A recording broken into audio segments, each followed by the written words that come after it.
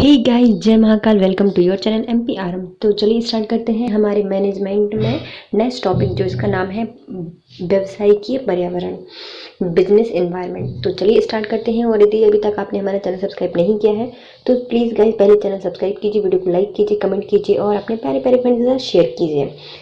व्यवसायिक पर्यावरण का परिचय। व्यवसायिक पर्यावरण का तात्पर्य उन सभी बाहरी तत्वों से होता है जो कि व्यवसाय को प्रभावित करने की क्षमता रखते हैं। ऐसे तत्व जो कि हमारे व्यवसाय को प्रभावित करने की क्षमता रखते हैं, उन्हें क्या कहा जाता है? व्यवसायिक पर्यावरण कहा जाता है। जैसे कि हम जानते हैं कि कोई भी व्यवसाय एक अनुकूल वातावरण में ही काम करता है। व्यापार की उन्नत एवं सफलता इस बात पर निर्भर करती है कि अपने आंतरिक एवं बाह्य पर्यावरण के साथ किस तरह की प्रक्रिया करता है। तो कोई भी व्यवसाय है अपने बाह्य और जो आंतरिक पर्यावरण होता है उसके साथ जैसी प्रक्रिया करेगा, उससे उसका सफलता और उन्नति निश्चय या फिर निर्भर करती है। किसी व्यवसाय का सफल होना तभी संभव होता है जब वह पर्यावरण प्रसंगों को ध्यान में रखते हुए व्यवसाय में बदलाव करता रहे। यदि हम उद्देश्य की प्राप्ति करनी है या उससे सफलता की ओर अग्रसर करना है तो पर्यावरण के पृथक पृथक तत्वों को समझना ही नहीं बल्कि उनका सम्मान कर, उनके अनुकूल व्यवहार कर, उन्हें प्रबंधकीय प्रभाव करना अनिवार्य होता है। मतलब क्या करना पड़ता है? मतलब हमारे जो जितने भी समान है, पृथक पृथक तत्व हैं, उनको समझना है, उनका सम्मान करना है, बल्कि उनके अनुकूल व्यवहार भी करना है, जो कि हमारे प्रबंधकीय प्रभावित करना अनिवार्य होता है। अब आते हैं व्यावसायिक पर्यावरण का अर्थ क्या होता है। व्यावसायिक पर्यावरण का आशय उन सभी विभिन्न गतिशील, जटिल और ऐसी विषम परिस्थितियों से होता है जो व्यवसाय के आंतरिक तत्वों से परे होते हैं, अर्थात आर्थिक, राजनीतिक और भौतिक तकनीकी हैं, तथा इनका पूर्ण रूप से नियंत्रण किया जाना भी असंभव होता है। ये सभी तत्व व्यवसाय पर काफी प्रभावशाली होते हैं।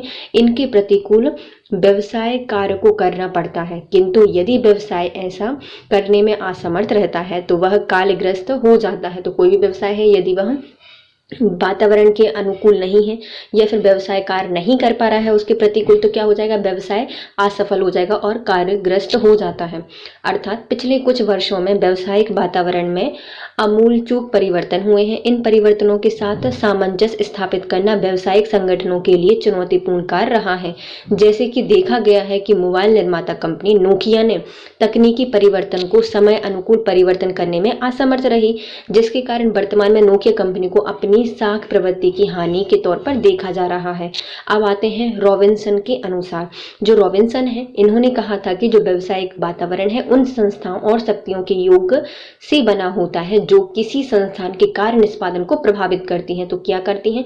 वातावरण की, या जो व्यवसाय वातावरण होता है उन संस्थाओं और शक्तियों के योग से बना होता है।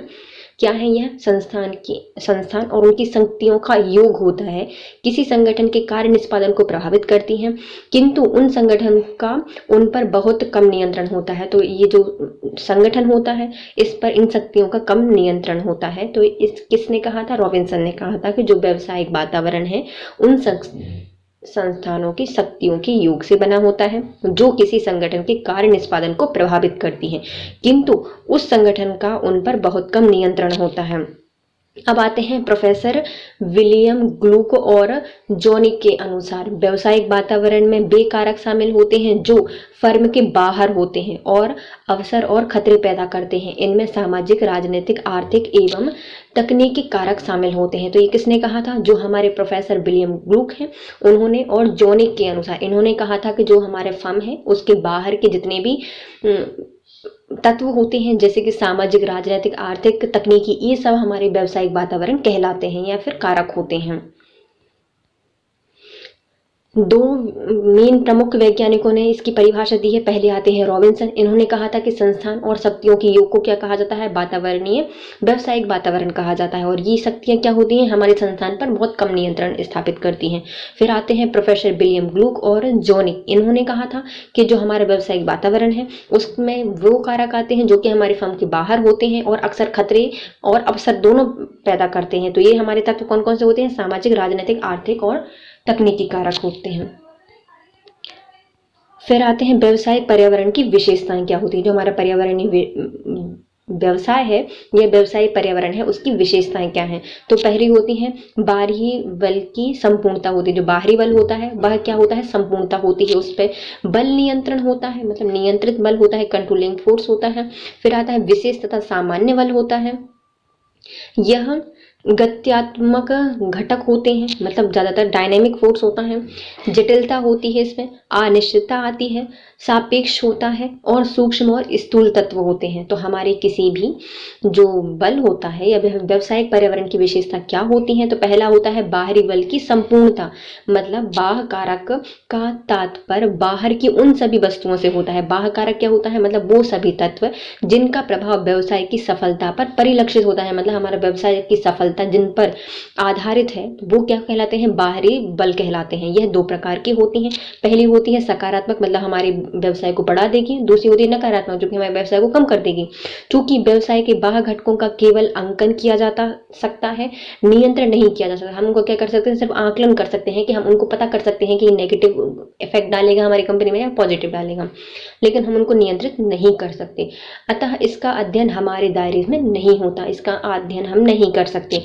फिर आते हैं नियंत्रण बल, कंट्रोलिंग फोर्स। ये क्या होते हैं, आंतरिक गतिविधियां या फिर बाह्य बल का कोई संबंध न होने के कारण बाह्य बल ताकतों का नियंत्रण किया जा सकता है। जो हमारी आंतरिक गतिविधियां होती हैं उनसे बाह्य बल पर कोई संबंध नहीं होता। तो आंतरिक बल अलग होता है और बाह्य बल अलग होता है, दोनों गतिविधियां अलग होती हैं, दोनों का संबंध नहीं होता, जिसके कारण क्या होता है, जो हमारे बाहर के बल होते हैं, ताकत होती हैं, पर उन पर नियंत्रण किया जा सकता है। तो उनमें हम क्या कर सकते हैं, नियंत्रण स्थापित कर सकते हैं। अब आते हैं हमारे विशेष और सामान्य बल। बाह्य बल दो भागों में विभाजित होता है, जो कि इस प्रकार है। पहला होता है विशेष बल, जो कि स्पेशल फोर्स होता है, और दूसरा होता है सामान्य सा बल, कि कोई ज्यादा इफेक्ट नहीं डालेगा। तो विशेष बल में क्या होता है, वे बल जो कि व्यवसायिक उद्यम के परिचालन गतिविधियों पर प्रत्यक्ष रूप से असर डालते हैं। मतलब हमारे जो व्यवसाय है, उद्यम है, उनके चलाने पर, परिचालन पर क्या करते हैं, प्रत्यक्ष रूप से प्रभाव डालते हैं। उन्हें क्या कहा जाता है, विशेष बल, मतलब स्पेशल है, ये डायरेक्ट आकर आप पर प्रभाव डालेंगे। इसमें क्या होता है, निवेशकर्ता, प्रतिभागी, उपभोक्ता, ये तीनों ही हमारे क्या होते हैं, व्यवसाय पर प्रत्यक्ष रूप से प्रभाव डालते हैं। निवेशकर्ता, प्रतिभागी और उपभोक्ता। फिर आते हैं सामान्य बल। ये बल जो अप्रत्यक्ष रूप से हमारे व्यवसाय उद्यम के कामकाज को प्रभावित करते हैं या फिर इनडायरेक्टली हमारे काम को या व्यवसाय को प्रभावित करते हैं, उन्हें क्या कहा जाता है, सामान्य बल कहा जाता है। ये क्या होते हैं, आर्थिक, सामाजिक, राजनीतिक, कानूनी, प्राकृतिक और तकनीकी घटक होते हैं। क्या क्या होते हैं, राजनीतिक, आर्थिक, प्राकृतिक और तकनीकी घटक होते हैं, ये बाह्य घटक होते हैं। हमारे व्यवसाय को मूलतः दो प्रकार के घटक, जो दो प्रकार के बल होते हैं वो प्रभावित करते हैं। पहला होता है सामान्य बल और दूसरा होता है स्पेशल बल। स्पेशल बल क्या होता है, जो कि प्रत्यक्ष रूप से हमारे व्यवसाय पर प्रभाव डालते हैं। क्या होते हैं, निवेशकर्ता, प्रतिभागी और उपभोक्ता। दूसरे क्या होते हैं, सामान्य बल, जो कि हमारे इनडायरेक्टली प्रत्यक्ष रूप से हमारे व्यवसाय को प्रभावित करते हैं, जैसे कि आर्थिक, सामाजिक, राजनीतिक, कानूनी, प्राकृतिक और तकनीकी घटक होते हैं, वो इसके अंतर्गत शामिल होते हैं। अब आते हैं हमारे गत्यात्मक घटक। गत्यात्मक घटक, डायनामिक फोर्स, ये क्या होता है, इसका अर्थ उस गतिशील प्रक्रिया से है। क्या है ये, गतिशील प्रकृति होती है जो दिन प्रतिदिन सतत परिवर्तन व्यवसाय में होते रहते हैं। मतलब जो सतत परिवर्तन होते हैं हमारे व्यवसाय में दिन प्रतिदिन होते रहते हैं, उन घटकों से इसका संबंध होता है। यह घटक व्यवसाय को पर्यावरण के प्रतिकूल अद्यतनीकरण करने पर बल देते हैं। ये क्या करते हैं, हमारे प्रतिकूल मतलब पर्यावरण के प्रतिकूल अद्यतनीकरण पर बल देते हैं। उन्हें क्या कहा जाता है, गत्य घटक कहा जाता है। गतिशील होते हैं, दिन प्रतिदिन बदलते रहते हैं ये। फिर आते हैं जटिलता। यह व्यवसायिक कारक विध है, स्वयं की दृष्टि से प्रत्येक कारक स्वतंत्र होता है। मतलब हमारे जो व्यवसायिक कारक होते हैं वो कैसे होते हैं, विविध होते हैं। स्वयं की दृष्टि से यह स्वतंत्र होते हैं। ये परस्पर एक दूसरे से संबंध भी रखते हैं। ये क्या करते हैं, एक दूसरे से संबंध रखते हैं, इसलिए इसे सरलता से पहचानना यह अत्यंत कठिन होता है। तो ये क्या होते हैं, बहुत ज़्यादा जटिल होते हैं। व्यवसायिक कारक विविध होते हैं, स्वयं एक दूसरे से स्वतंत्र होते हैं, ये परस्पर एक दूसरे से संबंध भी रखते हैं। स्वतंत्र होने के साथ साथ क्या होते हैं, एक दूसरे से संबंध भी रखते हैं, इसलिए इसे सरलता से पहचानना अत्यंत कठिन हो जाता है। तो कॉम्प्लेक्स होते हैं। फिर आते हैं अनिश्चितता। अनसर्टेनिटी, इसमें क्या होता है, व्यावसायिक पर्यावरण के अधिकतम परिवर्तन भिन्न भिन्न तत्वों पर निर्भर करते हैं। जो हमारे व्यावसायिक पर्यावरण होता है उसको परिवर्तन करने वाले जो कारक होते हैं वह कैसे होते हैं, भिन्न भिन्न तत्वों पर आधारित होते हैं, जो कि भविष्य से जुड़े रहते हैं। कैसे जुड़े रहते हैं, भविष्य से जुड़े होते हैं। लेकिन भविष्य का पूर्वानुमान पूर्ण रूप से लगाना कठिन होता है, मतलब भविष्य का अनुमान पहले से पूर्वानुमान लगाना क्या होता है, कठिन होता है। और जब घटकों से बहुत तेजी से परिवर्तन हो तो प्रायः असंभव दिखाई पड़ता है। जो हमारे घटक होते हैं इनमें बहुत तेजी से परिवर्तन हो तो हमारा जो व्यवसाय होता है वो क्या होता है, प्रायः असंभव दिखाई पड़ता है। जैसे कि यांत्रिक विधियों में वृद्धि हो गई, कुशासन हो गया, या जो मतलब फैशन वगैरह होती है उसमें परिवर्तन हो गया भूषासन में, तो क्या होते हैं, यह दिक्कत होती है आने से होता है। मतलब इसमें हमें वो नहीं कर सकते, हमारी यांत्रिक विधि में परिवर्तन हो सकता है, वृद्धि हो सकती है और फैशन भी चेंज हो सकता है। इसमें क्या होता है, पूर्वानुमान लगाना पहले से कठिन होता है, हम पहले से नहीं कर सकते भविष्यवाणी। घटक बहुत तेजी से परिवर्तित हो जाते हैं और प्रायः असंभव दिखाई पड़ता है इनको देखना और इनको चेंजेस को स्वीकार करना। फिर आते हैं क्या, सापेक्ष। व्यवसायी पर्यावरण की शक्ति के अनुसार इस प्रभावित होते हैं। तो हमारा जो कोई भी व्यवसायी पर्यावरण होता है तो वह शक्ति के अनुसार ही प्रभावित होता है। इसमें समय, काल, परिस्थिति अहम भूमिका निभाती है। तो किस पर, काल, समय और परिस्थिति किसमें भूमिका निभाती है, सापेक्षता में। ये जो हमारे व्यावसायिक पर्यावरण होता है उसमें प्रमुख भूमिका निभाती है। एक कारक अलग अलग तरह से अलग अलग जगह पर प्रभाव डालता है। इस कारण से प्रत्येक देश स्थान पर व्यावसायिक पर्यावरण बदल जाता है। जो हमारे व्यावसायिक पर्यावरण है उस पर देश और जगह अलग अलग स्थान पर अलग अलग प्रभाव डालते हैं। तो ये कारक क्या होता है, सापेक्षता होती है। इसमें क्या होता है, समय, काल, परिस्थिति अहम भूमिका निभाती है, जिसके कारण काल है और उसके प्रभाव है वह बदल जाते हैं। फिर आते हैं सूक्ष्म एवं स्थूल तत्व। सूक्ष्म एवं स्थूल तत्व। व्यावसायिक पर्यावरण में कुछ तत्व ऐसे होते हैं जिन्हें समय रहते पहचान कर उन पर नियंत्रण करना संभव होता है। मतलब कुछ ऐसे तत्व होते हैं जिनको हम समय रहते पहचान सकते हैं और उन पर नियंत्रण भी करना संभव होता है। इन्हें सूक्ष्म तत्व कहा जाता है।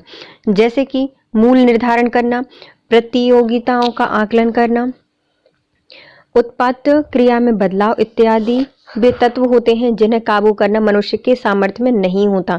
ऐसे तत्व स्थूल तत्व कहा जाता है। मतलब कुछ तत्व ऐसे होते हैं जिन पर काबू करना संभव नहीं होता, उन्हें कहा जाता है स्थूल तत्व। और ऐसे तत्व जिन पर मानव नियंत्रण कर सकता है, पहचान कर उनको संभव होता है, तो वो होते हैं सूक्ष्म तत्व। सूक्ष्म तत्व कौन कौन से होते हैं, जैसे मूल निर्धारण करना और प्रतियोगिताओं का आकलन करना, ये क्या है, सूक्ष्म तत्व हैं। लेकिन कुछ ऐसे तत्व होते हैं जिनका हम पहचान कर भी हम इन पर काबू नहीं कर सकते या मतलब काबू पाने में असमर्थ होते हैं, उन्हें कहा जाता है स्थूल तत्व। ये होते हैं औद्योगिक, राजनीतिक और तकनीकी वातावरण। ये क्या होते हैं, औद्योगिक, राजनीतिक और तकनीकी वातावरण। अब आते हैं हमारे व्यावसायिक पर्यावरण का महत्व। कई प्रकार की सतत प्रक्रियाएं व्यवसाय में होती हैं जिनके कारण उन्हें क्रमशः पर्यावरण के संपर्क में आना पड़ता है। मतलब क्या होती हैं, हमारी कई प्रकार की सतत प्रक्रियाएं व्यवसाय में होती हैं जिनके कारण हमें क्या, पर्यावरण के संपर्क में आना पड़ता है। जैसे पूंजी को जोड़ना, श्रमिक खोजना, कच्चा माल खरीदना इत्यादि। इसके कारण हमें क्या, पर्यावरण के संपर्क में आना पड़ता है। क्यों, पूंजी को इकट्ठा करने के लिए, श्रमिक खोजने के लिए और कच्चा माल आदि खरीदने के लिए। वस्तुओं का प्रयोग कर इन्हें सेवाओं में बदल कर एक उद्योग इन्हें पुनः पर्यावरण में भेज सकता है। मतलब क्या कर सकते हैं, वस्तुओं का प्रयोग करके इन्हें सेवाओं में बदलकर हम एक उद्योग इन्हें पुनः पर्यावरण में भेज सकता है। जैसे हम व्यवसाय कहते हैं, इसलिए एक व्यवसाय की स्थिरता और सफलता प्रत्यक्ष या अप्रत्यक्ष रूप से व्यावसायिक पर्यावरण से ही जुड़ी हुई है। अतः पर्यावरण में हो रहे परिवर्तनों की निरंतर निगरानी रखना अत्यंत आवश्यक हो गया है, क्योंकि हर व्यवसाय किस पर आधारित है, कि पर्यावरण पर ही आधारित होता है।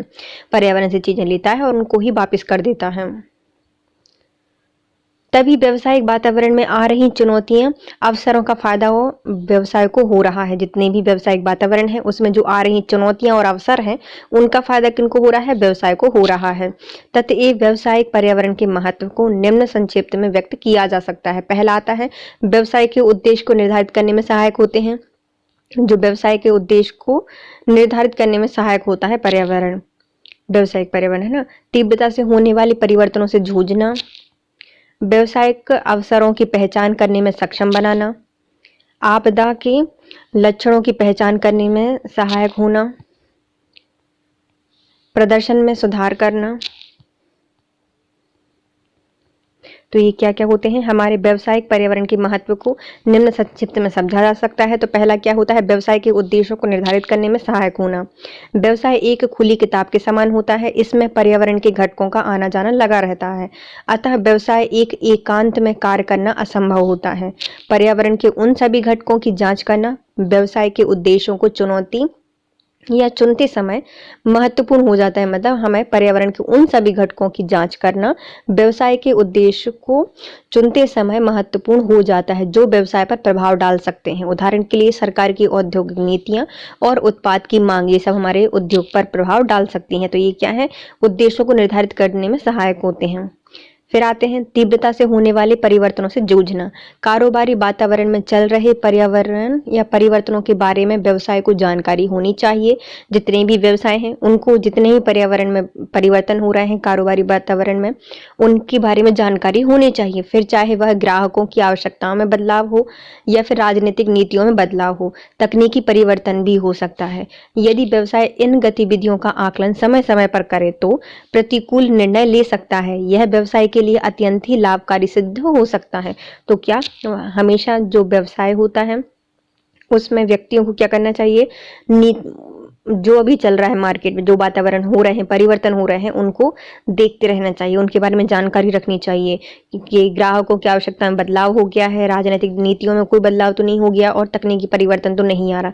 समय समय पर हम इनका आकलन करते रहेंगे और प्रतिकूल निर्णय लेने में हमें क्या होगा? फायदा मिलेगा, जिससे हमारा व्यवसाय अत्यंत लाभकारी हो जाएगा। फिर आते हैं व्यावसायिक अवसरों की पहचान करने में सक्षम। व्यावसायिक पर्यावरण में सभी पर्यावरण नकारात्मक नहीं होते। मतलब जितने ही व्यावसायिक पर्यावरण में तत्व होते हैं परिवर्तन के, वह हमेशा नकारात्मक नहीं होते। यदि सही प्रकार से इनकी पहचान की जाए तो यह व्यवसाय के लिए एक बेहतरीन अवसर साबित हो सकते हैं। उदाहरण के लिए पहले सैमसंग, एप्पल जैसी कंपनियां महंगे स्मार्टफोन का उत्पादन कर रही थी, लेकिन शाओमी ने जुलाई 2013 में एक कम बजट स्मार्टफोन की घोषणा की और चुनौती को अवसर के रूप में परिवर्तित करके आशातीत सफलता प्राप्त की। मतलब जो हम क्या कर सकते, जो परिवर्तन होता है हमेशा नेगेटिव नहीं होता, कभी कभी पॉजिटिव अवसर भी लेकर आता है और बेहतरीन साबित हो सकता है। जैसे कुछ कम साल पहले सैमसंग जो एप्पल थी महंगे महंगे फ़ोन बनाए थे, लेकिन फिर कौन आया? शाओमी आए और उन्होंने सस्ते फ़ोन निकाल दिए 2013 में। और क्या हो गया भैया? परिवर्तन ने अवसर का रूप ले लिया और आशातीत सफलता प्राप्त कर ली। अब आते हैं आपदा के लक्षणों की पहचान करने में सहायक होते हैं। व्यवसाय को संकट के आने का इंतजार न कर भविष्य में होने वाली समस्याओं का विश्लेषण कर संकेतों को भांप लेना चाहिए। मतलब जो व्यवसाय को संकट आने का इंतजार नहीं करना चाहिए, मतलब जब संकट आएगा तभी निपटेंगे, नहीं, बल्कि भविष्य में होने वाली समस्याओं का विश्लेषण करके संकेतों को भांप लेना चाहिए, जिससे व्यवसायिक गतिविधियों में कोई बाधा न आए। संकटों का पूर्वानुमान तथा उनके अनुकूल परिवर्तन कर संकटों में सुरक्षा की जा सकती है। जितने भी संकट है उनसे हमें सुरक्षा मिल सकती है। कैसे? जब हम उसका पूर्वानुमान लगा लेंगे और अनुकूल परिवर्तन पर हम संकटों से सुरक्षा प्राप्त कर सकते हैं। फिर आती हैं प्रदर्शन में सुधार। यह प्रदर्शन में सुधार करने के लिए लाभकारी होता है। जो उद्यम अपने पर्यावरण को पूर्ण रूप से जांच लेते हैं, वे न केवल प्रस्तुत परिवर्तनों से निपटने में बल्कि साथ साथ फलते फूलते भी हैं। क्या कर सकते हैं? जो व्यवसाय उद्यम के जो पर्यावरण होते हैं उनके पूर्ण रूप को जांच लेते हैं और वे न केवल प्रस्तुत परिवर्तनों से निपटते हैं बल्कि उन्हें साथ साथ फूलते फलते भी हैं। बाह्य शक्तियों के अनुकूल व्यवहार करने पर व्यवसाय को प्रदर्शन में सुधार होता है और बाजार में गतिमान रहने में भी सहायता मिलती है। मतलब जो परिवर्तन आ रहे हैं उनके अनुकूल यदि वह ढल जाता है तो व्यवसाय को प्रदर्शन में सुविधा मिलती है और वह गतिशील रहने में भी सहायक होता है। अब आते हैं व्यावसायिक पर्यावरण के अंग कौन कौन से हैं। व्यावसायिक पर्यावरण के घटकों को निम्न 2 भागों में बांटा गया है। तो हमारे जो व्यावसायिक पर्यावरण है उनको कितने भागों में बांटा गया है? 2 भागों में। एक होता है आंतरिक पर्यावरण और दूसरा होता है बाह्य पर्यावरण। आंतरिक पर्यावरण के अंगों का अर्थ उन घटकों से होता है जो व्यवसाय के भीतर हो रहे परिवर्तनों से व्यवसाय को प्रभावित करते हैं। वे घटक नियंत्रण करने के योग्य होते हैं। तो हमारे जो आंतरिक घटक होते हैं वो क्या होते हैं?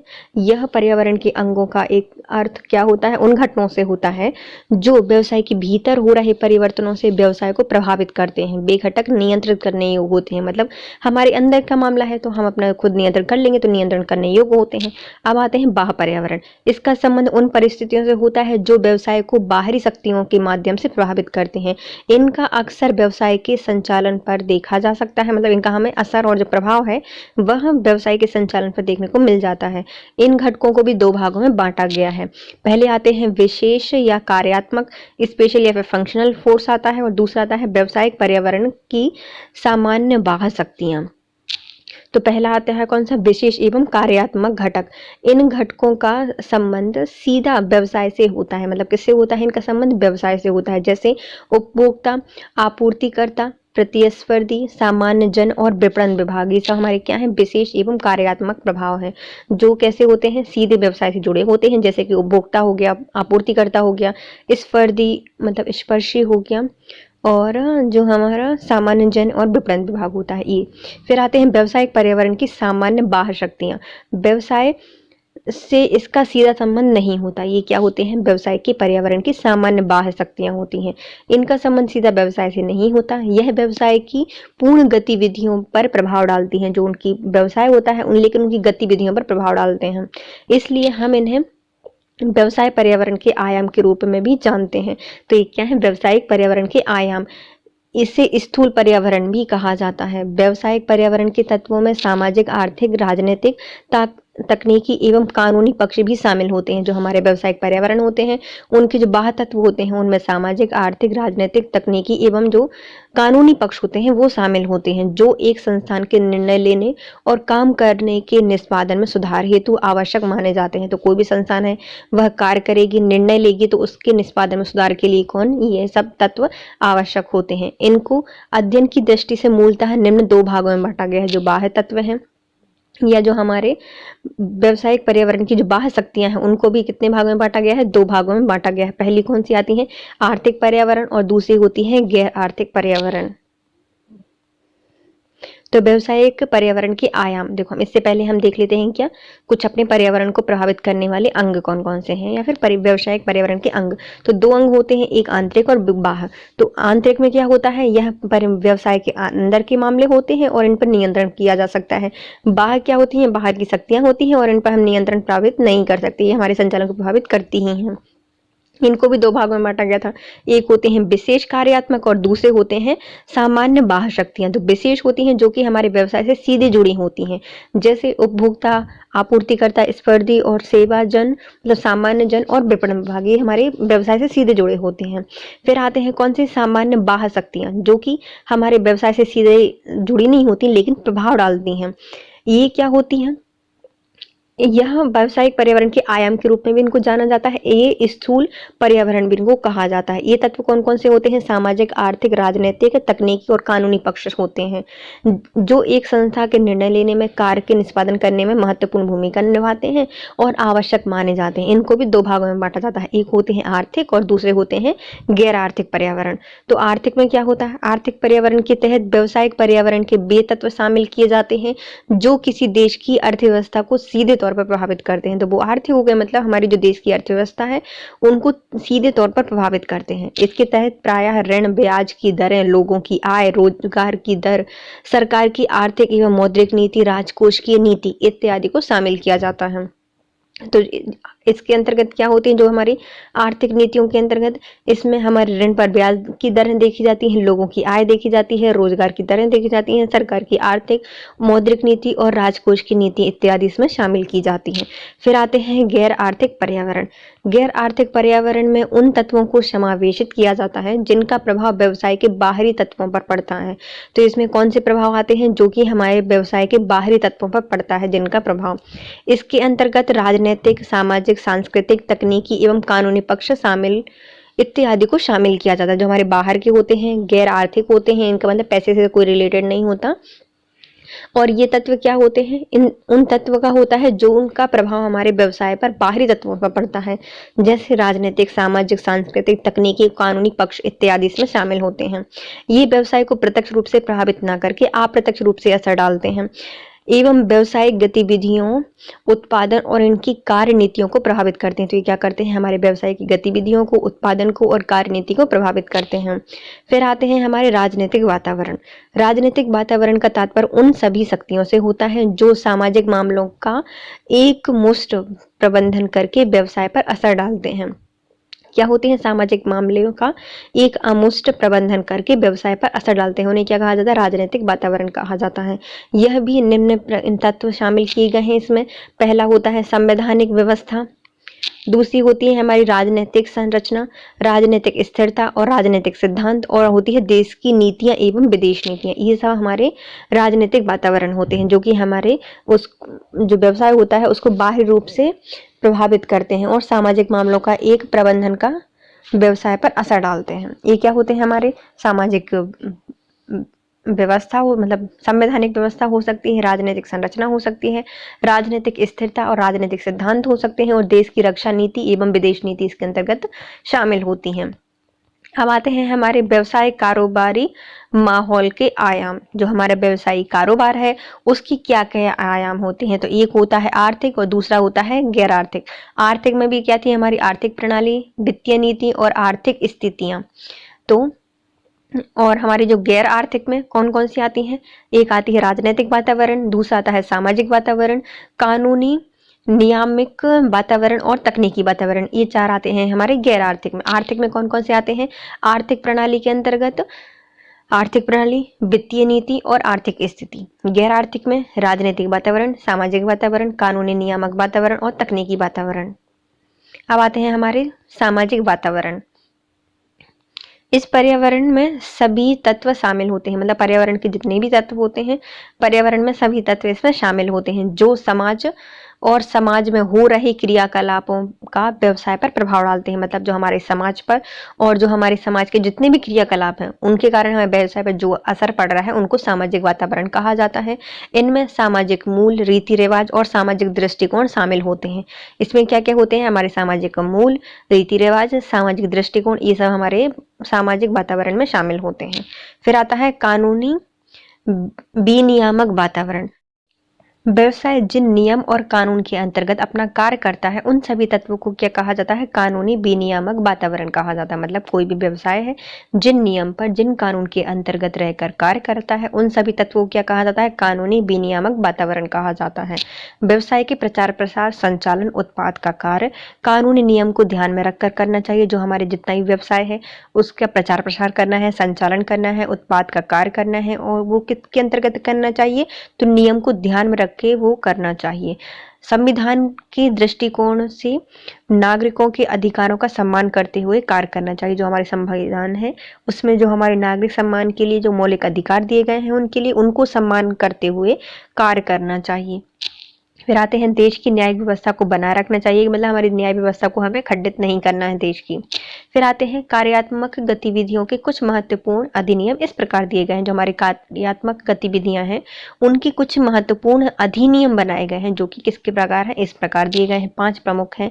पहला आता है हमारा विदेशी मुद्रा विनियमन अधिनियम फेरा, विदेशी मुद्रा विनियमन अधिनियम जिसका नाम है फेरा। फिर आते हैं कानूनी अधिनियम जो कि हमारी कंपनी एक्ट होता है, भारतीय भागीदारी अधिनियम, ट्रेडमार्क अधिनियम और उपभोक्ता संरक्षण अधिनियम। ये 5 प्रकार के अधिनियम हैं जिस पर हमारी जो कंपनी है वो कार्य करती है। तो हमारे कौन कौन से थे?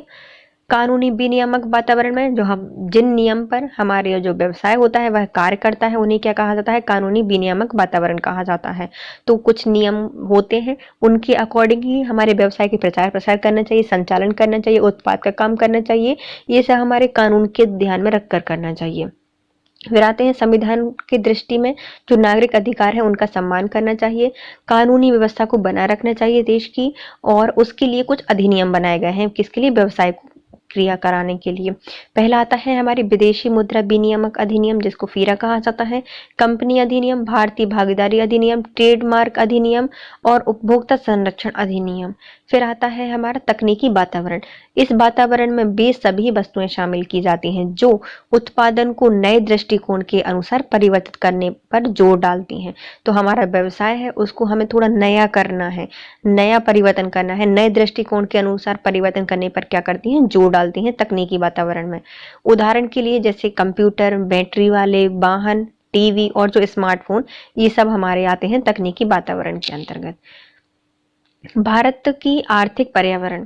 भारत एक मध्यम निम्न अर्थव्यवस्था वाला देश है। भारत की अर्थव्यवस्था में बाजार एवं सरकार दोनों ही अहम भूमिका निभाती हैं। अर्थात भारत एक मिश्रित अर्थव्यवस्था वाला देश है जो प्रत्यक्ष रूप से बाजार और सरकारी नीतियों से प्रभावित होता है। तो हमारे बाजार के जो आर्थिक पर्यावरण है वो कैसा है, हमारे भारत का जो बाजार है वह कैसा है, मध्यम निम्न अर्थव्यवस्था वाला है। मिश्रित अर्थव्यवस्था पाई जाती है क्योंकि हमारी अर्थव्यवस्था में बाजार और सरकार दोनों ही अहम भूमिका निभाती हैं। जो हमारे प्रत्यक्ष रूप से बाजार और सरकारी नीतियों से प्रभावित होता है बाजार। भारतीय अर्थव्यवस्था में परिवर्तन का दौर वर्ष 1991 से 1992 में विशेष रूप से उदारीकरण, निजीकरण और वैश्वीकरण के माध्यम से शुरू हुआ था।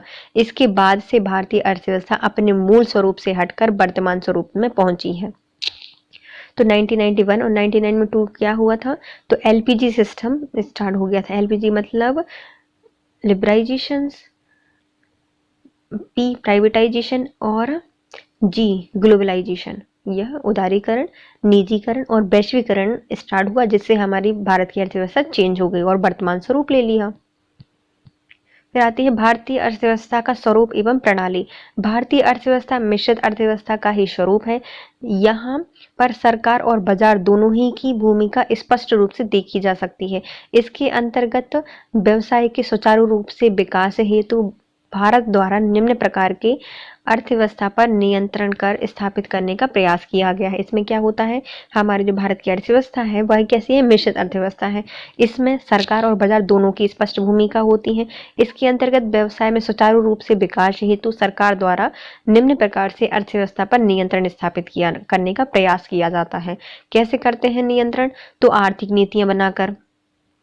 सरकार ने देश की अर्थव्यवस्था को गतिशील रखने हेतु कुछ विशेष प्रकार के आर्थिक नीतियों का सहारा लेती है जिनके माध्यम से वह अर्थव्यवस्था पर नियंत्रण स्थापित कर उसके विकास हेतु योजना बनाती है। इसके अंतर्गत निम्न दो प्रकार की नीतियां अपनाई जाती हैं।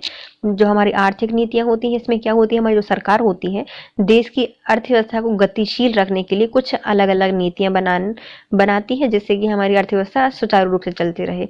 इसके माध्यम से वह अर्थव्यवस्था पर नियंत्रण स्थापित करती है, उसके विकास हेतु योजनाएं बनाती हैं जो कि कितनी है, दो प्रकार की होती हैं। एक होती है हमारी मौद्रिक नीति और दूसरी होती है हमारी राजकोष की नीति। तो मौद्रिक नीति में क्या होता है, मौद्रिक नीति से तात्पर्य सरकार एवं केंद्र सरकार की उस नियंत्रण नीति से होता है जिसके अंतर्गत विशिष्ट उद्देश्यों की प्राप्ति हेतु उसकी लागत और उसके उपयोग पर नियंत्रण स्थापित करने का प्रयास किया जाता है। जैसे कि रेपो दर, reserve repo, reverse repo rate और बैंक दर।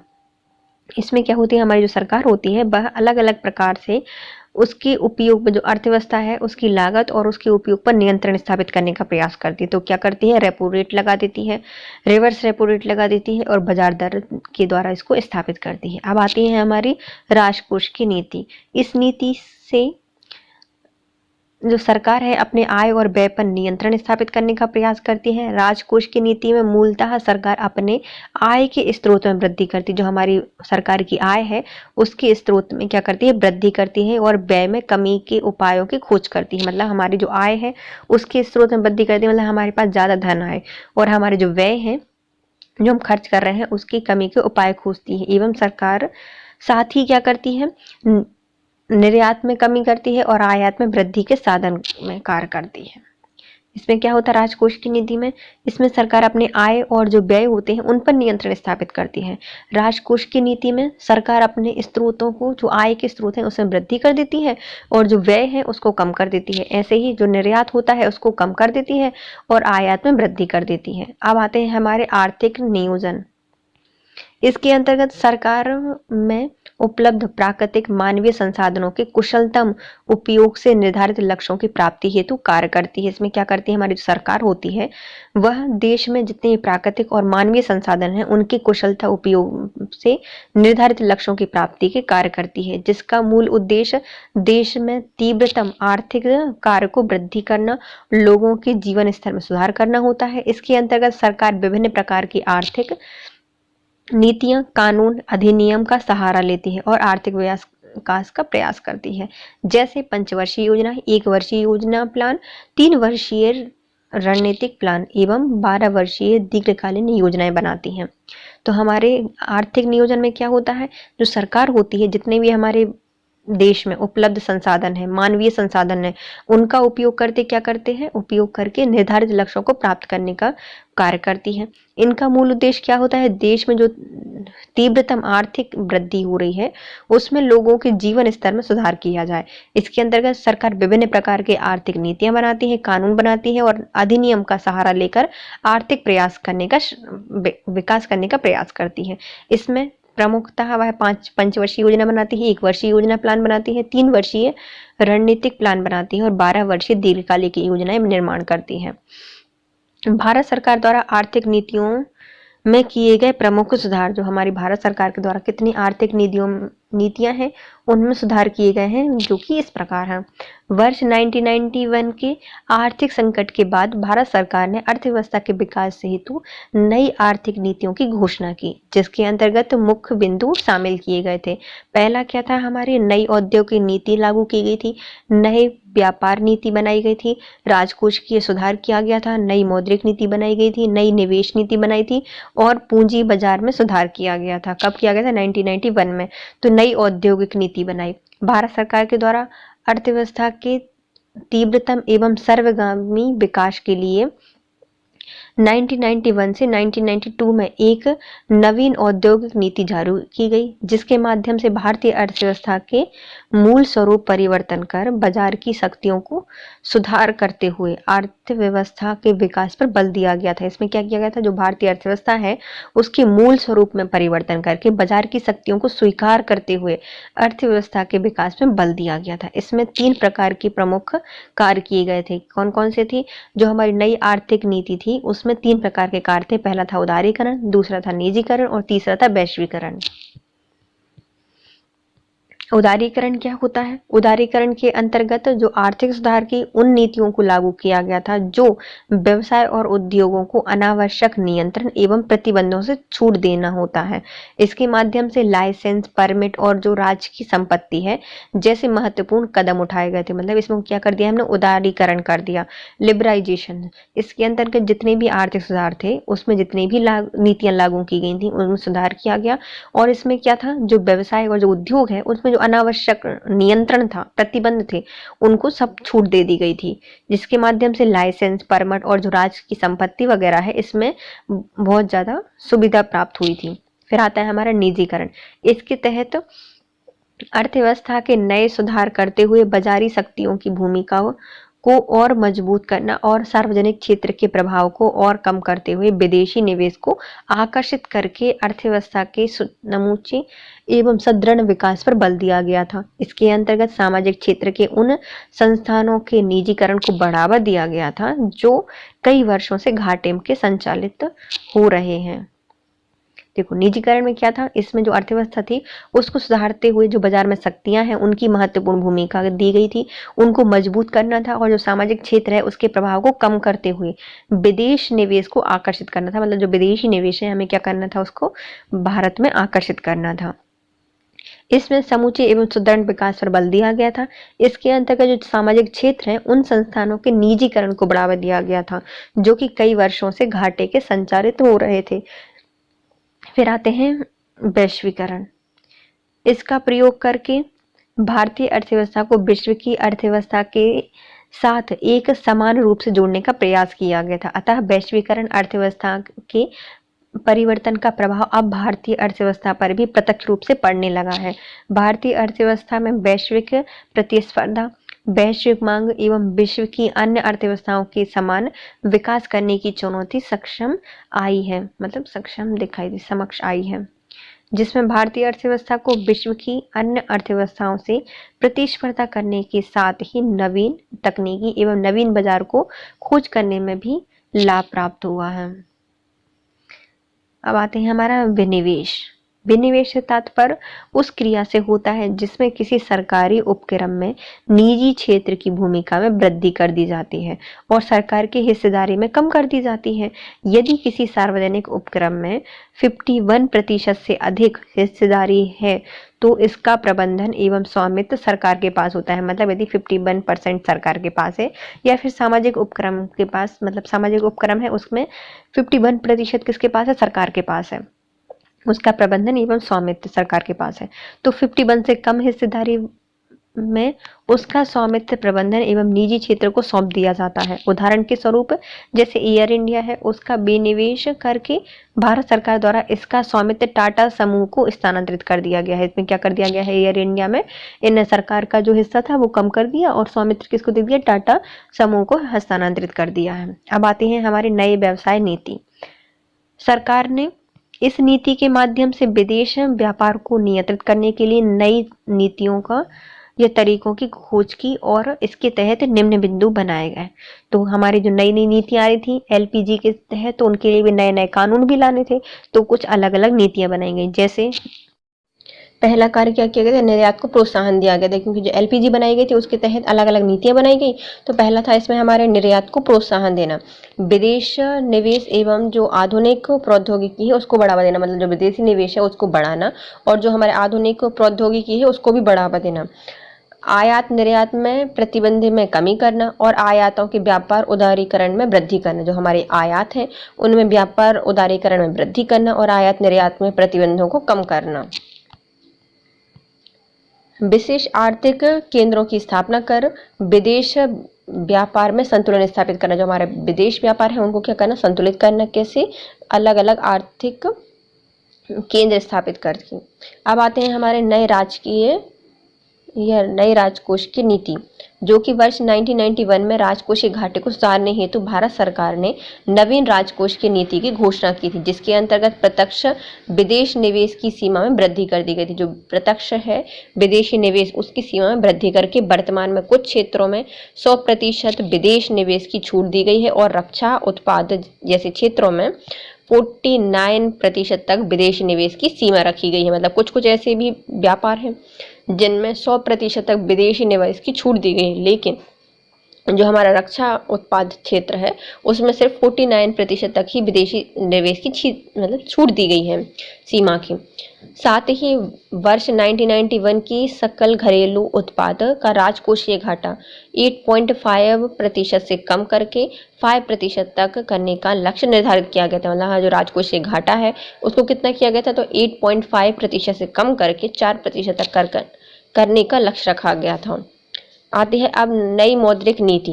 मौद्रिक नीति का निर्धारण रिजर्व बैंक ऑफ इंडिया द्वारा किया जाता है। इसके अंतर्गत निम्न को शामिल किया गया है: बैंक प्रणाली में सुधार करते हैं, सरकारी उद्योग में 49% तक विनिवेश की अनुमति दी गई थी और निजी क्षेत्र में बैंकों की स्थापना इत्यादि की गई थी। मतलब जो हमारी नई मौद्रिक नीति है उसको भी सुधारा गया था इसके तहत।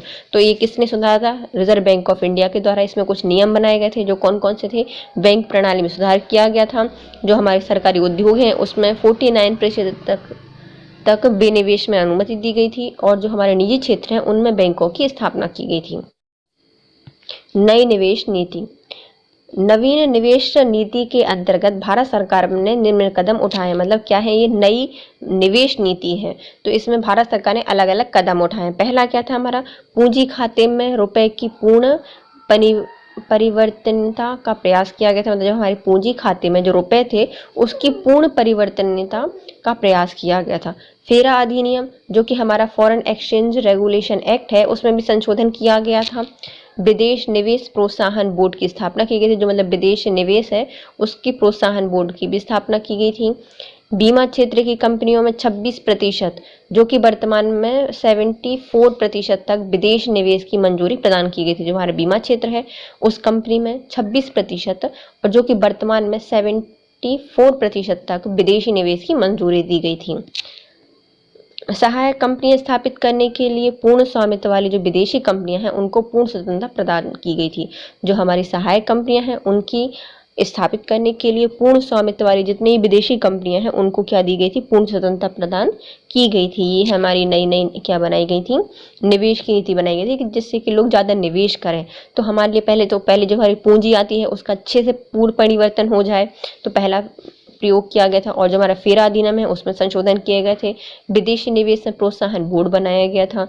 बीमा क्षेत्र की कंपनियों में 26% से जो विदेश निवेश है उसको मंजूरी दी गई थी, जो कि अभी कितनी हो गई है, 74% तक हो गई है। फिर आती है जो सहायक कंपनियां थी उनको स्थापित करने की जो पूर्ण स्वामित्व वाली कंपनियां थी उनको भी पूर्ण स्वतंत्रता प्रदान की गई थी। अब आते हैं हमारे पूंजी बाजार सुधार। पूंजी बाजार से आशय उस बाजार से होता है जहां पर प्रतिभूतियों का क्रय विक्रय किया जाता है। मतलब यहाँ पे क्या होती है, जो हमारी प्रतिभूतियां होती हैं उनका क्रय विक्रय किया जाता है। कहाँ पर, पूंजी बाजार में।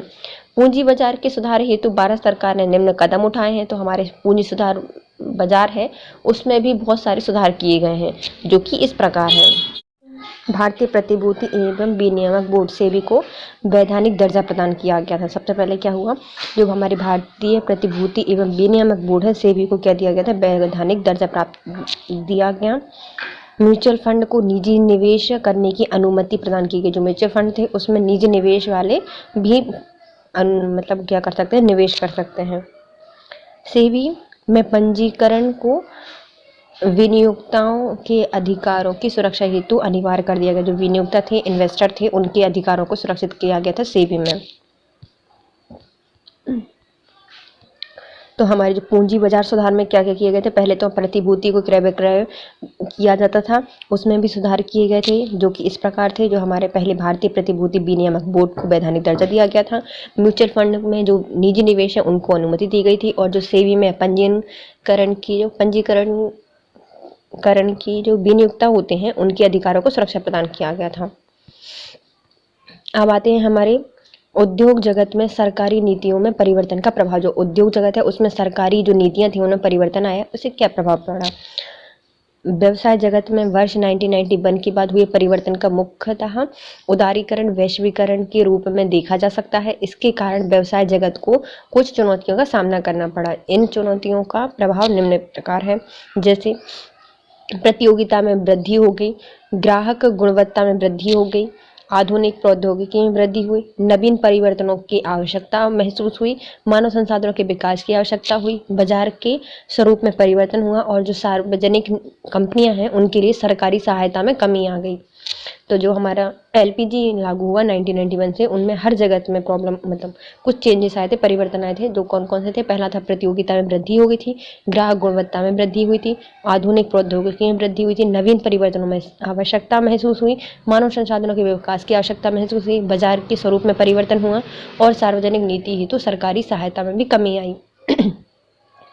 उक्त बिंदुओं से यह स्पष्ट होता है कि सरकार की नवीन औद्योगिक नीति देश ने आर्थिक पर्यावरण के लिए एक सकारात्मक माहौल प्रदान किया, जो भारतीय उद्योगों को वैश्विक अर्थव्यवस्था के रूप में कार्य करने हेतु प्रतियोगी वातावरण प्रदान करता है तथा ग्राहक सेवा में वृद्धि के साथ वस्तुओं की लागत में भी कमी आई थी।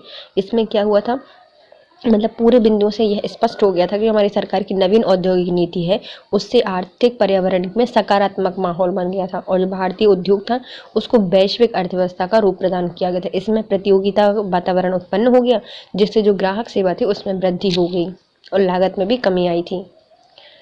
औद्योगिक वातावरण में परिवर्तन पर प्रबंधकीय प्रक्रिया। जो औद्योगिक इकाई है उनके लिए आर्थिक परिवर्तन के साथ सामंजस्य स्थापित करना आवश्यक होता है।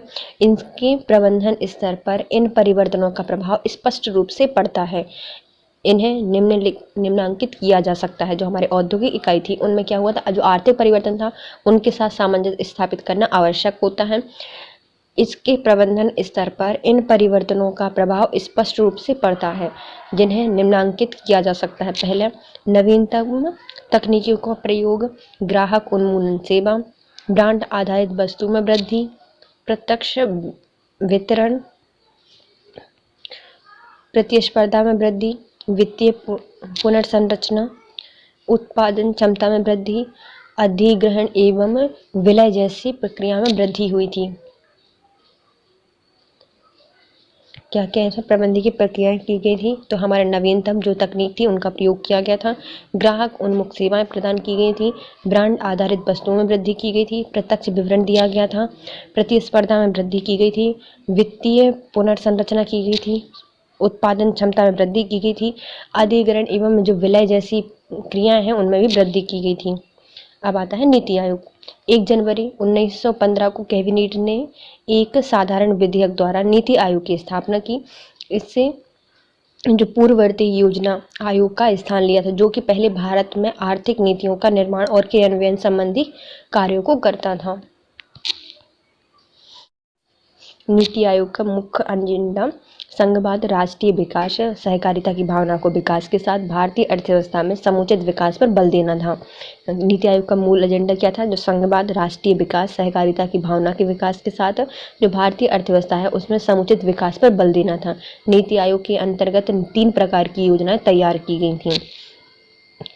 3 वर्षीय त्वरित प्लान लागू किए गए थे। इसके अंतर्गत उन योजनाओं को शामिल किया गया था जिनकी प्राप्ति शीघ्रतम की जानी थी, जैसे अमृत योजना, डिजिटल भारत योजना और अटल इनोवेशन मिशन। तो हमारे इसमें क्या किए गए थे? 3 वर्षीय त्वरित प्लान इसमें लागू किए गए थे जिनको हमें शीघ्रतम रिजल्ट प्राप्त करने हैं उनको, जैसे कि अमृत योजना स्टार्ट की गई थी, डिजिटल भारत योजना स्टार्ट की गई थी और अटल इनोवेशन मिशन इसमें लागू किया गया था। कुछ बनाए गए थे 7 वर्षीय मिशन बनाए गए थे और जो 7 वर्षीय रणनीति में लागू की गई थी। इसमें अधोसंरचना, जो आधारभूत अधोसंरचना थी, उन योजनाओं को शामिल किया गया था जिनकी प्राप्ति 7 वर्षों के भीतर की जानी है। मतलब पहले कौन थे? त्वरित, जो हमें 3 वर्षों में प्राप्त करना है, 3 वर्षीय था। फिर आते हैं त्वरित, मतलब जो थोड़े से त्वरित नहीं थे, थोड़े से उनको लेट भी चल जाएगा, मतलब 7 वर्षों तक इनको प्राप्त करने का लक्ष्य रखा गया था। जैसे कृषि में आधुनिक तकनीकों का प्रयोग करना, जैविक खेती को प्रोत्साहन देना और खाद्य सुरक्षा इत्यादि, ये सब क्या किए गए थे? जैसे हमारी कृषि में आधुनिक तकनीकी का प्रयोग किया गया था, जैविक कृषि को प्रोत्साहन दिया गया था और खाद्य सुरक्षा में प्रोत्साहन दिया गया था। ये 7 वर्षीय प्लान के अंतर्गत आते हैं। फिर आते हैं कुछ 15 वर्षीय बहुउद्देशीय परियोजनाएं भी थी। इसके आधारभूत संरचना उन योजनाओं को सम्मिलित किया गया था जो राष्ट्रीय महत्व की योजनाएं होती हैं। इनका लाभ दीर्घकाल तक चलेगा, ये जो उनका दीर्घकाल तक मिलता रहेगा इनका लाभ। पहली कौन सी थी? बहुउद्देशीय परियोजना, नदी जोड़ो कार्यक्रम, ये थे हमारे 15 वर्षीय बहुउद्देशीय प्लान के अंतर्गत। अब आते हैं नीति आयोग के उद्देश्य। नीति आयोग की स्थापना का मूल उद्देश्य सहकारी संघवाद के साथ देश के समुचित विकास पर बल देना था। इसके अन्य उद्देश्यों को अंगीकृत किया गया है। पहला था हमारा सतत राज्य में सतत राष्ट्र का निर्माण करना। जो हमारा सतत राज्य है उसमें क्या करना? एक सतत राष्ट्र का निर्माण करना। पहले राज्य का निर्माण करेंगे फिर हमारा राष्ट्र बन जाएगा। सहकारी संघवाद को बढ़ावा देना था। समाज के उन वर्गों पर विशेष ध्यान देना था जो कि आर्थिक प्रगति से वंचित हैं, उन पर ज़्यादा ध्यान दिया गया था, मतलब सबसे नीचे वाला वर्ग। राष्ट्रीय सुरक्षा के हितों में आर्थिक रणनीति और नीतियों को सम्मिलित किया गया था। जो हमारा राष्ट्रीय सुरक्षा के हित थे उसमें आर्थिक नीति और जो आर्थिक रणनीति है उनको सभी में शामिल किया गया था। ग्रामीण विकास पर भी बल दिया गया था। बल दिया गया था। इनने कुछ सूचकांक भी जारी किए थे। हमारे पहले हम उद्देश्य देख लेते हैं कौन कौन से उद्देश्य थे। पहले सतत राज्य के साथ सतत राष्ट्र का निर्माण करना, सहकारी संघवाद को बढ़ावा देना, उन वर्गों पर ज़्यादा ध्यान देना जो कि सबसे आर्थिक प्रगति में वंचित रह गए हैं, राष्ट्रीय सुरक्षा के हितों में आर्थिक रणनीति और नीतियों को शामिल करना और ग्रामीण विकास पर बल देना। नीति आयोग द्वारा जारी किए जाने वाले कुछ सूचकांक जो कि कौन जारी करता है? नीति आयोग करती है। पहला है हमारा SDG इंडिया इंडेक्स। फिर आती है समग्र जल प्रबंधन सूचकांक, स्वास्थ्य सूचकांक, भारत नवाचार सूचकांक, स्कूल शिक्षा गुणवत्ता सूचकांक, जिला अस्पताल सूचकांक, आकांक्षी जिला कार्यक्रम, वुमन ट्रांसफॉर्मिंग इंडिया कार्यक्रम, सुशासन सूचकांक और गरीबी रेखा निर्धारण सूचकांक। यह 10 प्रकार के इंडेक्स हैं जो कि कौन जारी करता है? नीति आयोग द्वारा जारी किए जाते हैं। कौन कौन से थे? SDG इंडिया सूचकांक, समग्र जल प्रबंधन सूचकांक, स्वास्थ्य सूचकांक, भारत नवाचार सूचकांक, स्कूली शिक्षा की गुणवत्ता सूचकांक, जिला अस्पताल सूचकांक, आकांक्षी जिला कार्यक्रम, वुमेन ट्रांसफॉर्मिंग इंडिया कार्यक्रम, सुशासन सूचकांक और गरीबी रेखा निर्धारण सूचकांक। अब आते हैं विमुद्रीकरण या फिर नोटबंदी। अब ये विमुद्रीकरण होता क्या है? डिमोनेटाइजेशन। जब किसी देश की सरकार कानूनी तौर से पुरानी मुद्रा, पुरानी करेंसी को प्रयोग करने पर प्रतिबंध लगा देती है तथा जो प्रतिबंधित मुद्रा है उसका कोई मूल्य नहीं रह जाता, तो इसका लेन देन बंद हो जाता है। इसे क्या कहा जाता है? विमुद्रीकरण या फिर नोटबंदी कहा जाता है। इस प्रक्रिया द्वारा पुरानी मुद्रा को नई राष्ट्र मुद्रा में बदल दिया जाता है। जो हमारी पुरानी मुद्रा है उसको हम कैसे बदल देंगे? नई राष्ट्र मुद्रा में बदल देते हैं। इसके लिए सरकार एक समय सीमा तय करती है ताकि आम जनता प्रतिबंधित मुद्रा के बदले नई राष्ट्रीय मुद्रा ले सके। यदि उक्त समय में पुरानी मुद्रा का आदान प्रदान नई मुद्रा से नहीं किया जाता तो उसका मूल्य शून्य हो जाता है। ये थी विमुद्रीकरण। विमुद्रीकरण क्यों किया जाता है? तो सरकार कुछ मुख्य उद्देश्यों की पूर्ति के लिए विमुद्रीकरण का प्रयोग करती है, जैसे नकली नोटों के संचालन पर रोक लगाने के लिए, बाजार में काले धन के प्रचलन पर रोक लगाने के लिए, अनौपचारिक भारतीय अर्थव्यवस्था को औपचारिक ढंग से ढालने के लिए। जो अनौपचारिक भारतीय अर्थव्यवस्था है उसको क्या करने के लिए? औपचारिक ढंग से ढालने के लिए। नगद रहित मतलब जो कैशलेस अर्थव्यवस्था है उसके निर्माण में सहायता प्रदान करने के लिए, और भ्रष्टाचार में कमी करने के लिए, और आतंकवाद और नक्सलवादियों को ख़त्म करने के लिए इसका प्रयोग किया जाता है। भारत में विमुद्रीकरण 8 नवंबर 2016 को भारत सरकार ने 500 और 1000 के नोटों के चलन से बाहर करके उन्हें अवैध घोषित कर दिया। विमुद्रीकरण के अंतर्गत बंद किए गए नोट और मुद्रा 500 और 1000 का मूल्य 14.2 लाख करोड़ रुपए था, जो 31 मार्च 2016 के आंकड़ों के अनुसार चल रहे नोटों का 86.4% था। साथ ही इन्होंने यह भी बताया कि जिन व्यक्तियों के पास 500 और 1000 के नोट हैं उन्हें 30 दिसंबर तक जमा करवाना अनिवार्य है। इसके बाद इस नोटों का आदान प्रदान करना अवैध माना या अपराध माना जाएगा। क्या भारत सरकार में विमुद्रीकरण पहली बार हुआ है? तो वर्ष 2016 से पहले भी भारत में 2 बार विमुद्रीकरण हो चुका है। भारत का पहला विमुद्रीकरण कब हुआ था? 1946 में हुआ था। इसके अंतर्गत 1000 के और 10,000 की विमुद्रित नोटों के संचालन पर रोक लगाई गई थी। हालांकि कुछ अंतराल पश्चात दोनों नोटों को वर्ष 1954 में और हालांकि 5000 रुपये की मुद्रा के साथ जारी कर दिया गया था। मतलब जो 10,000 की थी उसको 5000 में चेंज कर दिया गया था, और 1000 को तो फिर से लागू कर दिया गया था। कब? 54 में। बंद कब किया गया था? 1946 में। भारत का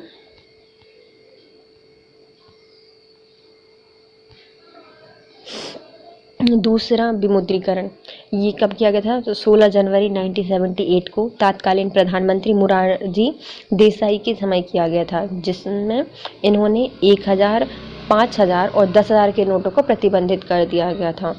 कब किया गया था? 1978 में किया गया था। पहला कब हुआ था? 1946 में। फिर आता है तीसरा, भारत का तीसरा तथा अब तक का अंतिम विमुद्रीकरण कब हुआ? 8 नवंबर 2016 को। इसमें भारतीय समय अनुसार 8 बजे इसको घोषणा की गई थी, और विमुद्रीकरण की घोषणा के बाद संपूर्ण भारत में यह लागू कर दिया गया। अब आते हैं विमुद्रीकरण के फायदे और नुकसान। तो विमुद्रीकरण के फायदे क्या क्या होते हैं? पहला फायदा होता है कि नकदी मुद्रा पर रोक लग जाती है कि भैया नगद ही नहीं बचेगा, सब एक्सचेंज कराने हैं तो नकदी मुद्रा पर रोक लग जाती है। मोबाइल ATM जारी किए जाते हैं कि आप मोबाइल से और जो हमारा ई-बैंकिंग वगैरह है उसका यूज़ करके आप लेन देन करो। आधार आधारित ATM हो जाते हैं। छोटे विक्रेता जो नगद रहित या फिर कैशलेस हो जाते हैं, बैंक में अधिक मात्रा में मुद्रा इकट्ठा हो जाती हैं। वेतनभोगी व्यक्तियों का अपने काले धन की घोषणा कर दी जाती है, और कारोबारी जो कर्मचारी होते हैं वो भी अपनी काली कमाई को क्या कर देते हैं? ऐलान कर देते हैं। जनधन खाते में कैश और नकद ज़्यादा जमा हो जाता है। तो ये सब हमारे क्या होते हैं? फ़ायदा होते हैं विमुद्रीकरण के। मतलब नकदी मुद्रा रुक जाएगी, मोबाइल से ATM का प्रयोग करोगे, इससे मोबाइल से पे करोगे। जो छोटे विक्रेता हैं उनके पास भी क्या हो जाएगा? कैशलेस वो बन सकते हैं। बैंक विमुद्रीकरण है ना, विमुद्रीकरण के बाद बैंक आधारित जितनी मुद्रा है, बैंक में ज़्यादा मुद्रा इकट्ठी हो जाएगी, तो बड़े बड़े जो वेतनभोगी भ्रष्टाचारी हैं वो अपने पैसे बता देंगे कि भाई हमारे पास इतने एक्स्ट्रा हैं। कारोबारी हैं वो भी अपने काले धन का खुलासा कर देंगे, और क्या होगी, जो हमारे जनधन है उनके खातों में कैश ज़्यादा इकट्ठा हो जाएगा। ये सब फायदे थे। नुकसान क्या क्या होते हैं? जनता में भय की भावना बढ़ जाती है, आर्थिक विकास पर रोक लग जाती है, डीजीपी में अल्पकालिक गिरावट आ जाती है, भुगतान संकट होता है, पर्यटन क्षेत्र में भी हानि होती है, बाजार में मुद्रा का संकट बढ़ जाता है, बैंकों में जो बैंक के कर्ज में बढ़ोतरी होती है, मंदी का खतरा बढ़ जाता है। ये सब हमारे नुकसान थे।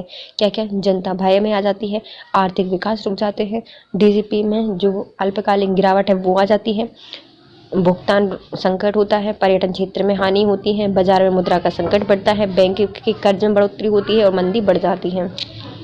और विमुद्री के बाद देखे जाने वाले जो नगद रहित लेन देन होते हैं उसमें बढ़ोतरी हो जाती है। पहले हमारा कम होता है, जैसे पैसे खत्म तो हमारे कैशलेस ज़्यादा बढ़ जाते हैं। अब आते हैं इससे रिलेटेड हुए प्रश्न उत्तर।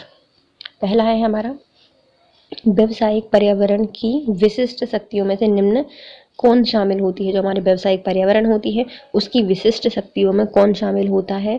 तो उसमें निवेशक शामिल होते हैं, आपूर्तिकर्ता शामिल होते हैं और उपभोक्ता, तीनों ही उसमें शामिल होते हैं।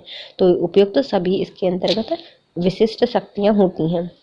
व्यावसायिक पर्यावरण का श्रेष्ठतम द्योतक या संकेतक कौन होता है? तो हमारा जो व्यावसायिक पर्यावरण होता है उसका श्रेष्ठतम द्योतक या संकेतक होता है पहचान करना, उनका निष्पादन करना और परिवर्तनों का सामना करना। उपयुक्त सभी हमारे संकेतक या द्योतक होते हैं। कौन कौन से आंतरिक पर्यावरण के मुख्य घटक होते हैं? आंतरिक पर्यावरण के कौन कौन से घटक होते हैं? तो इसमें होते हैं हमारे मुख्य उद्देश्य, उत्पादन की प्रणाली और हमारी नीतियाँ। ये सब हमारे आंतरिक पर्यावरण के अंतर्गत आती हैं। तो उपयुक्त सभी। व्यवसाय में आर्थिक पर्यावरण को प्रभावित करने वाले कारक कौन कौन से हैं? तो हमारा व्यवसाय है उसमें जो आर्थिक पर्यावरण को प्रभावित करने वाले कौन कौन से कारक होते हैं? तो ये होते हैं हमारी आर्थिक नीतियाँ, आर्थिक प्रणालियाँ और आर्थिक विकास। तीनों ही हमारे आर्थिक पर्यावरण को प्रभावित करती हैं। तो उपयुक्त शब्द: आर्थिक नीति, आर्थिक प्रणाली और आर्थिक विकास। निम्नलिखित में कौन सामाजिक पर्यावरण का एक विशिष्ट उदाहरण है? तो हमारे सामाजिक पर्यावरण का कौन सा उदाहरण हो सकता है? अच्छा, जो समाज से रिलेटेड होगा तो हमारा परिवार का गठन, तो वह सामाजिक पर्यावरण का एक विशिष्ट उदाहरण है, हमारा परिवारों का गठन। निम्नलिखित में से कौन सा घटक राजनीतिक पर्यावरण के घटकों में शामिल नहीं है? तो ऐसा कौन सा घटक है जो कि राजनीतिक पर्यावरण में शामिल नहीं है? तो राजनीतिक में कौन आता है? हमारा विदेशी नीति आती है, राष्ट्रीय संविधान आता है और सरकार की नीति आती है। ये राजनीतिक होते हैं, लेकिन हमारी जाति और जो वर्ग व्यवस्था होती है वह जाति पर्यावरण के अंतर्गत नहीं आती। किसी देश की आर्थिक नीतियों में किस नीति का महत्वपूर्ण स्थान होता है? तो कोई भी आर्थिक नीतियां होती हैं उसमें महत्वपूर्ण योगदान होता है उसकी मौद्रिक नीति का और राजकोष की नीति का। उपयुक्त दोनों का आर्थिक नीतियों में योगदान होता है। किसी देश की विदेश नीति प्रभावित करती है, जो किसी भी देश की जो विदेश नीति होती है वह उसे कैसे प्रभावित करती है? तो उसके सामाजिक वातावरण को प्रभावित करती है, तकनीकी वातावरण को करती है और राजनीतिक वातावरण करती है। उपयुक्त सभी को ये प्रभावित करती है। विदेशी नीति। जुलाई 2020 में निम्न कितने उद्योगों के लिए लाइसेंस की अनिवार्यता जारी कर दी गई थी? जो हमारे जुलाई 2020 में कितने उद्योगों के लिए लाइसेंस की अनिवार्यता जारी कर दी गई थी? 5 उद्योगों के लिए लाइसेंस की अनिवार्यता लागू कर दी गई थी। किस तात्कालिक वित्त मंत्री के द्वारा एलपीजी मॉडल की शुरुआत की गई थी? जो हमारे कौन से वित्त मंत्री थे जिन्होंने ये एलपीजी मॉडल को लागू किया था? तो ये थे हमारे मनमोहन सिंह। कौन थे? मनमोहन सिंह। 1991 और 1992 में ये लागू की गई थी। नई आर्थिक नीति की विशिष्ट अंग कौन से थे? तो हमारी जो नई आर्थिक नीति थी उसके विशिष्ट अंग थे उदारीकरण था, निजीकरण था और वैश्वीकरण था। उपयुक्त तीनों एलपीजी। निम्नलिखित में कौन सा विकल्प सरकारी नीतियों में हुए परिवर्तनों का व्यय और उद्योग पर पड़ने वाले प्रभावों का वर्णन नहीं करता? तो ऐसी कौन सी सरकारी नीति है उसमें परिवर्तन हुए हैं जो कि व्यवसाय और उद्योग पर पड़ने वाले प्रभाव का वर्णन नहीं करता? तो ये नहीं करता कृषि में परिवर्तन, क्योंकि यह कृषि में कोई परिवर्तन होगा तो वो हमारे व्यवसाय या उद्योग दोनों पर प्रभाव नहीं पड़ेगा। ग्राहकों की बढ़ती मांग करती है, प्रतियोगिता में वृद्धि होती है और बाजार का मूल्यांकन, ये सभी हमारे उद्योग पर प्रभाव पड़ता है, उद्योग पर इनका। वर्ष 2016 में केंद्र सरकार ने निम्नलिखित में से किन नोटों का विमुद्रीकरण किया था? मतलब 2016 में जब विमुद्रीकरण हुआ तो कितने नोटों पर हुआ था? तो 500 और 1000 के नोटों का विमुद्रीकरण किया गया था, मतलब उनको बंद कर दिया गया था। 12वीं पंचवर्षीय योजना का कार्यकाल क्या था? तो जो हमारी 12वीं पंचवर्षीय योजना है उसका कार्यकाल था 2012 से 2017। सेज का विस्तृत रूप क्या होता है? तो जो हमारी सेज होती है उसको कहा जाता है स्पेशल इकोनॉमिक जोन, विशेष आर्थिक क्षेत्र कहा जाता है सेज को। नई आर्थिक नीतियों का मुख्य भाग नहीं होता। तो हमारी आर्थिक नीति का क्या था? उदारीकरण था, निजीकरण था और क्या था? ये विमुद्रीकरण था, लेकिन पूंजीकरण नहीं था। आर्थिक नीति में पूंजीकरण कहीं से कहीं तक नहीं था। फिर आती है हमारी देश में प्रथम बार विमुद्रीकरण कब किया गया था? तो पहली बार देश में विमुद्रीकरण कब किया गया था? 1946 में। 1946 में इसको किया गया था। अभी तक 3 बार हो चुका है, 2018 वाला तीसरा था। केंद्र सरकार ने कब तीसरी बार विमुद्रीकरण किया था? तो ये 2016 में किया था। 8 नवंबर 2016 को इसको लागू किया गया था। वातावरण विश्लेषण के संबंध में डैश का संकलन, विश्लेषण और मूल्यांकन किया जाता है। तो वातावरण की विश्लेषण के संबंध में हम किसका संकलन करते हैं, विश्लेषण करते हैं या फिर मूल्यांकन करते हैं? तो ये किस में किया जाता है? तो ये किया जाता है तथ्यों का, सूचनाओं का और आंकड़ों का उपयोग सभी का हम संकलन करते हैं, विश्लेषण करते हैं और मूल्यांकन करते हैं। किसका? तथ्यों का, सूचनाओं का और आंकड़ों का। वातावरणीय विश्लेषण की एक प्रक्रिया है जिसके द्वारा व्यूह रचनात्मक नियोजन अपने उपक्रम के लिए अवसरों और चुनौतियों को निर्धारित करते हुए आर्थिक, सामाजिक, राजनीतिक और पूंजीकर्ता एवं बाजार दशा का मूल्यांकन करते हैं। यह कथन किसका था? तो वातावरणीय विश्लेषण एक प्रकार की प्रक्रिया है जिसमें क्या होता है, हम व्यूह रचनात्मक नियोजन अपने उपक्रम के लिए अवसर एवं चुनौतियों को निर्धारित करते हुए आर्थिक, सामाजिक और जो राजनीतिक हैं उनकी पूर्तिकर्ता बाजार दशाओं का मूल्यांकन करते हुए करता है। तो यह कथन किसका था? तो ये कथन था अपने ग्लूक का। ग्लूक जी थे, उन्होंने कहा था। पर्यावरण निदान डैश का ही एक भाग होता है। जो हमारा पर्यावरण निदान है वह किसका भाग होता है? तो वह होता है व्यूह रचना प्रबंधन का। पर्यावरण का निदान करना व्यूह रचनात्मक प्रबंधन का ही एक भाग होता है। पर्यावरण निदान का निर्धारण करते समय वातावरण विश्लेषण के माध्यम से प्राप्त जो सूचनाएं होती हैं, तथ्य होते हैं, उनका गहन अध्ययन किया जाता है। यह तथ्य क्या है? तो जब हम कोई भी पर्यावरण निदान का निर्धारण करते हैं उस समय हम वातावरण का विश्लेषण के माध्यम से प्राप्त सूचनाओं और तथ्यों का क्या करते हैं? गहन अध्ययन करते हैं। तो ये कथन सही है। पर्यावरण निदान हेतु डैश से परामर्श किया जाता है। जो हमारा पर्यावरण निदान करते हैं तो हम किससे परामर्श करते हैं? तो पेशेवर सलाहकार से करते हैं और जो संचालक मंडल होता है उपयुक्त तो दोनों से हम क्या करते हैं? परामर्श करते हैं। वातावरण विश्लेषण को प्रभावित करने वाले घटक के संदर्भ में कौन सा सही है? मतलब जो हमारे वातावरण विश्लेषण है उसको प्रभावित करने वाले घटकों में कौन शामिल होता है? तो उसको प्रभावित करने वाले घटकों में शामिल होते हैं वातावरण की चंचलता प्रभावित करती है और भौतिक कार्य क्षेत्र प्रभावित करता है। तो कौन कौन करता है प्रभावित? वातावरण की जो चंचलता प्रभावित करती है और भौतिक कार्य क्षेत्र प्रभावित करते हैं। उपयुक्त तो दोनों करते हैं। संस्था का भौगोलिक क्षेत्र जिसका अधिक विस्तार होता है इसके वातावरण का अध्ययन एवं विश्लेषण करना उतना ही डैश होता है। तो संस्था की भौतिक क्षेत्र जितना अधिक विस्तृत होता है उसका वातावरण का अध्ययन एवं विश्लेषण करना भी उतना ही कठिन हो गया या फिर बड़ा होगा, कठिन होगा। तो क्या होता है? उतना ही, जितना उसका कार्यक्षेत्र ज़्यादा बड़ा होगा उतना ही उसका विश्लेषण करना कठिन होता है। मौखिक सूचकांक एकत्रित किए जाते हैं। हमारे जो मौखिक सूचकांक होते हैं वो हम कहाँ से इकट्ठे करते हैं? तो वो हम रेडियो द्वारा कर सकते हैं, आकाशवाणी के द्वारा कर सकते हैं, दूरभाष से करते हैं। उपयुक्त हम तीनों से कर सकते हैं। पर्यावरण विश्लेषण का महत्व क्या है? जो हमारा पर्यावरण विश्लेषण है उसका हम क्या महत्व होता है? तो इसमें हम अवसर और समस्याओं को पहचानते हैं, नियोजन और नीतियों का निर्माण में सहायक होता है और व्यय की जो उन्नति होती है उपयुक्त सभी में क्या होता है? महत्व देखा जाता है। तो पर्यावरण विश्लेषण का महत्व क्या क्या है? अवसर और समस्याओं को पहचाना जाता है, नियोजन और नीतियों का निर्माण किया जाता है और व्यवसाय की उन्नति इसमें देखी जाती है। तो उपयुक्त सभी। पर्यावरण स्कैनिंग डैश के आधार पर तैयार की जाती है। जो हमारी पर्यावरण की स्कैनिंग है वह कैसे की जाती है? तो वह अपनी परियोजना प्रबंधन के लिए तैयार की जाती है। पर्यावरण की हम स्कैनिंग क्यों कर रहे हैं? हमारे अपने परियोजना प्रबंधन के लिए। निम्नलिखित में से पर्यावरण किस में विशेष पर्यावरण का महत्व होता है। तो हमारे पर्यावरण किसमें विश्लेषण का महत्व होता है?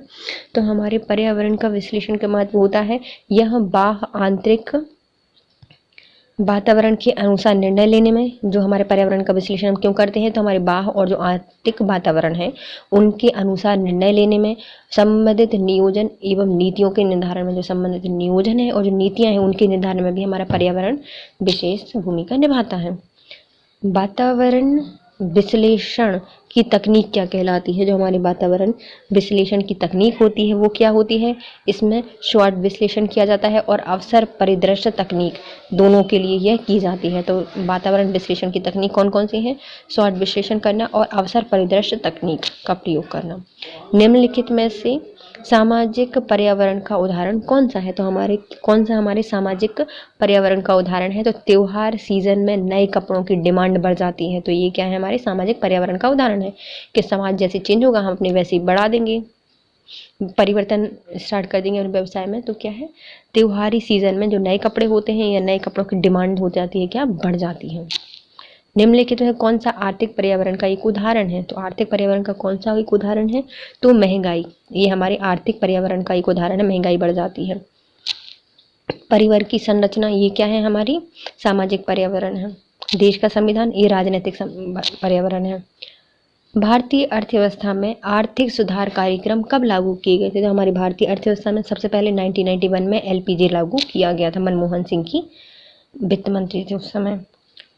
पेट्रोल वाहनों का लगाया गया प्रतिबंध निम्नलिखित में से किस प्रकार के पर्यावरण के अंतर्गत आएगा? जो हमारे पेट्रोल वाहन है उन पर जो प्रतिबंध लगाया गया है तो वह किस प्रकार का एक प्रतिबंध होगा या फिर पर्यावरण होगा? तो वो एक सामाजिक पर्यावरण के अंतर्गत आएगा। ऋण पर ब्याज दर में हुआ परिवर्तन किस परिवर्तन के अंतर्गत आता है? जो हमारे ऋण है उन पर ब्याज दरों में परिवर्तन हो गया है तो ये क्या है? तो ये है आर्थिक परिवर्तन। कौन सा परिवर्तन है? ये आर्थिक परिवर्तन के अंतर्गत आता है। विधानसभा में चुनाव के बाद से जो सेंसस होता है उसमें आधी गिरावट निम्न किस माहौल का उदाहरण होती है? तो हमारे विधानसभा के जो चुनाव होते हैं उसमें जो सेंसस की ऊपर नीचे हो जाती है, गिरावट आ जाती है, तो वो होती है हमारे राजनीतिक पर्यावरण के अंतर्गत आता है। व्यवसाय को प्रभावित करने वाली जो शक्तियों का समग्र योग क्या कहलाता है? तो हमारे व्यवसाय को प्रभावित करने वाली शक्तियों का समग्र योग कहलाता है व्यापारिक पर्यावरण। क्या कहलाते हैं? ये व्यापारिक पर्यावरण कहलाते हैं। निम्नलिखित में कौन सा कथन असत्य है? तो हमें पहले सत्य पता होना चाहिए कि कौन सा असत्य है, तब हम बता पाएंगे। तो व्यवसाय वातावरण गतिशील होता है, तो ये सही है। जो हमारे व्यवसाय का वातावरण है वो क्या है? गतिशील है, तो ये सही है। एक क्षेत्र से दूसरे क्षेत्र में व्यवसाय वातावरण भिन्न होता है, तो हाँ, अलग अलग क्षेत्र में अलग अलग वातावरण, व्यवसाय का जो वातावरण होता है वो अलग अलग होता है, स्थान पर, समय में और काल में, इन तीनों में अलग अलग होता है। व्यवसायिक पर्यावरण को सामाजिक, कानूनी और जो राजनीतिक, आर्थिक और तकनीकी रूप से वर्गीकृत किया गया। तो ये भी सही है, हमारे व्यावसायिक वातावरण है उसको अलग अलग समूह में वर्गीकृत किया गया है। पहला आता है हमारा सामाजिक, कानूनी, राजनीतिक, आर्थिक और तकनीकी। तो ये भी सही है, मतलब बचा हुआ डी गलत होगा। तो अब ये क्या है? व्यावसायिक वातावरण अनुमानित है, तो ये गलत है, इसको अनुमानित नहीं किया जा सकता। तो कौन सा गलत है? डी गलत है। उदारीकरण का अभिप्राय क्या होता है? तो उदारीकरण का अभिप्राय होता है इसमें क्या किया जाता है? जो हमारे सरकारी नियंत्रण होते हैं और प्रतिबंध होते हैं उनको कमी कर दिया जाता है, मतलब थोड़ा सा लिबरल कर दिया जाता है। SWOT, WSOT में टी का अर्थ क्या होता है? तो SWOT में जो टी है उसका होता है डर, S से होता है स्ट्रेंथ, W से होता है वीकनेस और O से होता है अपॉर्चुनिटी और T से होता है थ्रेट्स, डर।